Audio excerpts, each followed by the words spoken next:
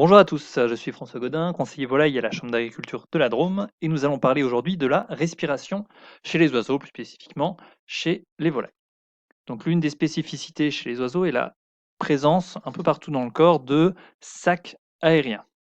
Donc des sacs plutôt vers l'avant, sacs antérieurs, et des sacs plutôt vers l'arrière, des sacs postérieurs.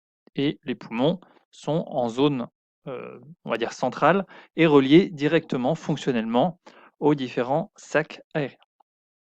Donc on va voir différents cycles pour que vous puissiez bien visualiser le circuit de l'air et la respiration entre les sacs aériens et les poumons. Donc tout d'abord, on va avoir une inspiration.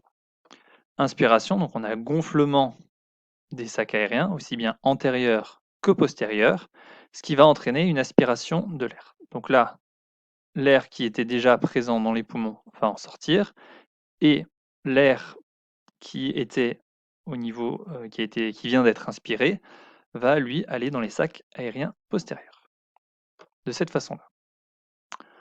Ensuite, donc on va avoir une contraction des muscles abdominaux et intercostaux, donc l'oiseau n'a pas de diaphragme comme chez nous, et donc l'air va être chassé des sacs aériens.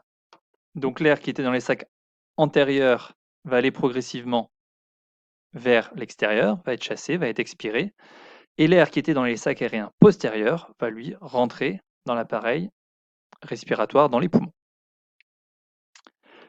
etc., etc. Donc ensuite, on a un deuxième cycle. Donc l'air qui était à nouvelle fois dans les poumons est aspiré dans les sacs antérieurs, va ensuite remplir les sacs antérieurs et après va y être chassé lors du deuxième cycle.